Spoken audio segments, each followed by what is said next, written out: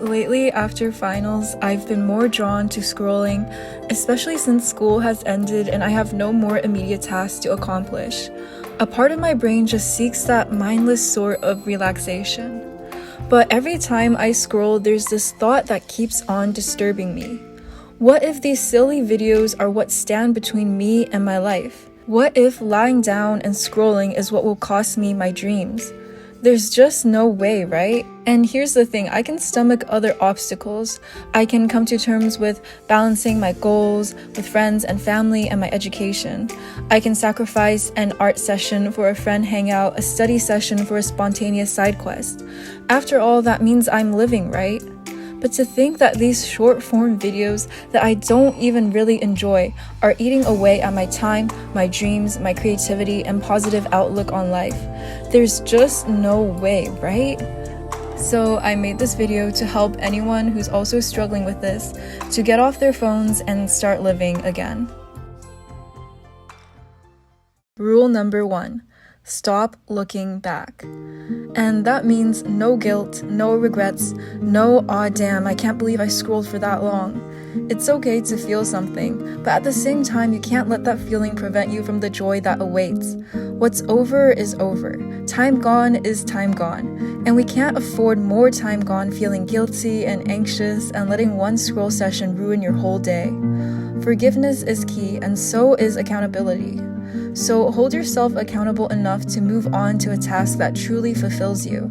One of the most important lessons I've learned this year is that if you keep looking back, ruminating on your mistakes and failures, wallowing in negative feelings for too long, you will forsake the opportunities for joy and fulfillment that await you right now. And trust me, there are plenty of opportunities out there to feel at peace with yourself once more. Rule number 2. Allow yourself to be bored. Boredom is such a precious thing these days with so much accessible entertainment, and very few people will actually have the discipline to be bored. When I was younger and bored, I would begin drawing or building a drum set out of old CDs. I'd think up stories and sit at restaurants studying each fire exit and count the bald people at airports. But now when in line, in the bathroom, in restaurants, I simply look at my phone. How much of that childhood wonder, that simple art of noticing things, being intrigued by the mundane, is sapped away by mindless entertainment? How much of our awareness of our physical world is just being numbed? And I often wonder how much joy I'd find if I set aside my phone and let myself be bored enough to notice the scuffs on my wall, the plants along my windowsill, the gray clouds and condensation and shimmer of silver above the sea. The sound of airplanes and birds, the smell of carpet and candle and pine and grass. And I realized that patience is so important as well, because our incredible access to information has taught us otherwise. Any question can be Googled, any curiosity satiated immediately, entertainment provided so long as you press a few buttons. But many ventures require time and effort. Patience is understanding that things will take the time they take, and we cannot master them and make every single task obey our schedules. And there is a unique beauty in that. Boredom and patience is the antidote to overstimulation, and it's what we need to exercise our creativity, what prompts us as humans to create wonderful, wonderful things.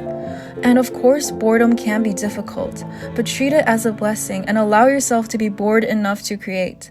Then you may surprise yourself with where your imagination takes you. Rule number 3. Remember that attention is currency. Here's one of my favorite quotes. What you pay attention to will define for you what reality is. This is incredibly important because social media, especially the mass consumption of short-form videos, will begin to frame your reality. And it's so true because every time I go on Instagram Reels for an extended period, I start having doubts about my relationships. I start to be pessimistic about the world, and I start thinking that every single man will cheat or that looks are super important. And while it's tempting to ignore this, every time I start having negative thoughts about men and the world and friendships and people, I ask myself if I'd be having these thoughts without going on social media. And honestly, the answer is no.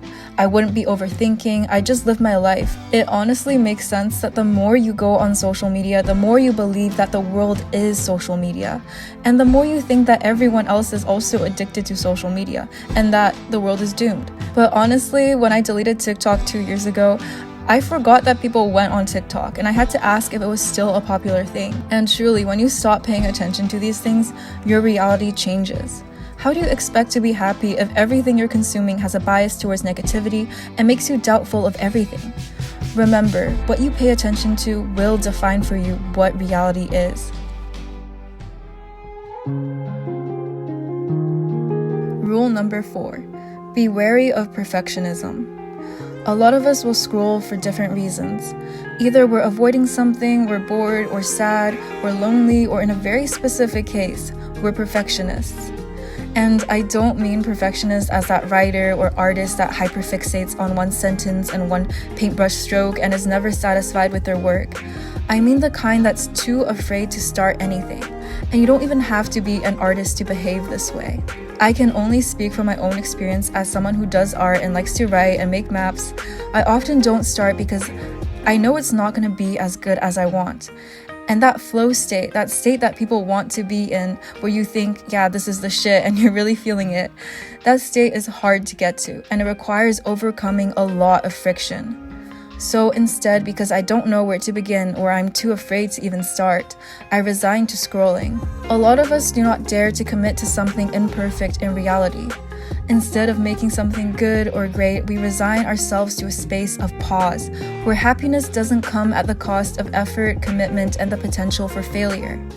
Yet this happiness is very short-lived, and it comes with the price of our time, attention, and perception of reality.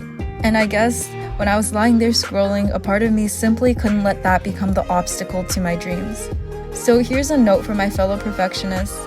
Accept that sort of friction, that rolling out of bed, picking up a pen, as a part of it all.